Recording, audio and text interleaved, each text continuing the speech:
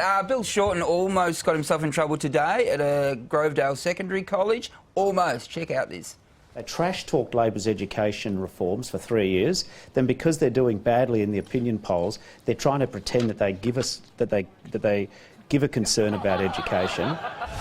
Oh, doesn't want to swear during an election campaign. Well, it is only a few days into that campaign. We've already been treated to some priceless political gaffes, but are these fumbles and fails just good fun, or do they actually affect elections? Whether you call them gaffes, goofs or just god-awful moments, you can expect them thick and fast as pollies ramp up their media appearances ahead of the election.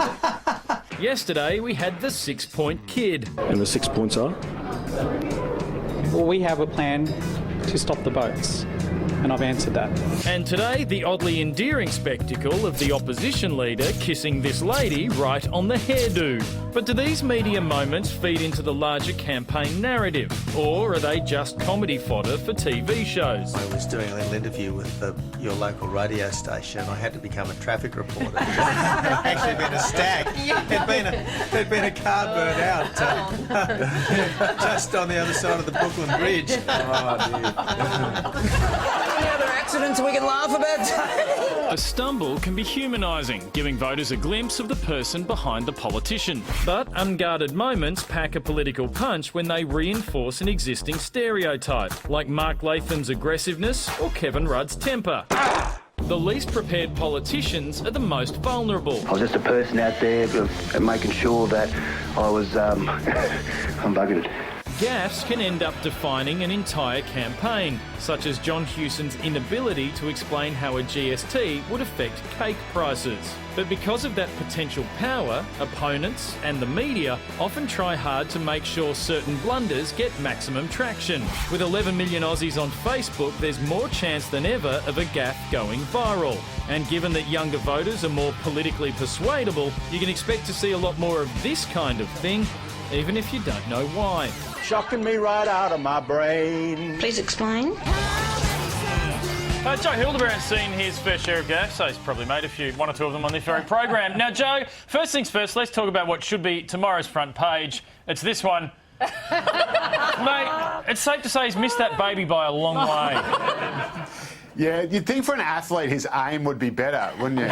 But there seems to be a running theme in this election campaign, which has really been going on for a couple of months now. Of course, we saw Kevin Rudd ruffle the disabled woman's head or hair, and that got in a lot of trouble. Then, of course, Tony Abott just moves in for the kiss. And I think we're seeing a thing here that, you can imagine the two leaders getting up and saying, this election is about trust and also who can do the most things to a woman's head.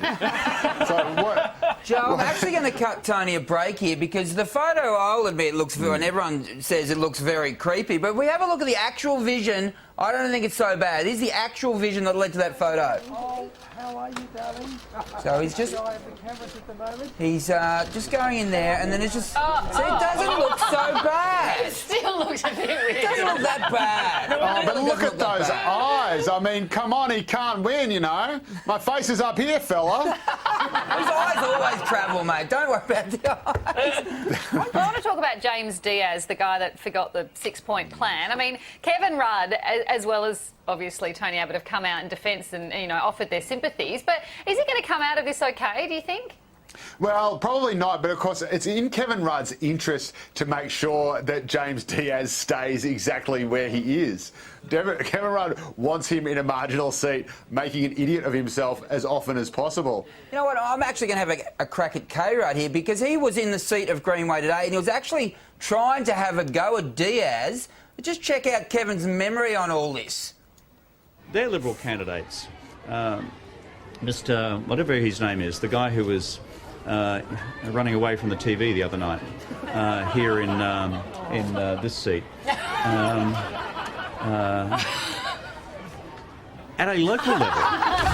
Maybe it's just the seat of Greenway. It's a mental black hole or something, Joe. Yeah, that's right. So what do you like about Jaymes Diaz? At least he could remember one of the 6 points. Yeah. Joe, thanks very much as always. Always a pleasure, guys. Thank you very much. Thanks. gags. Don't they just make the day? Oh, they're good fun, no doubt about it. They do, but it's also very sad that these idiots are going to run the country. Yeah, we're voting for them. Yeah. We're saying, yeah, look after us. Yeah. But you know what? Kevin Rudd also, I think, maybe got a little bit grabby himself with a female. He was in Western Sydney today. Check out this.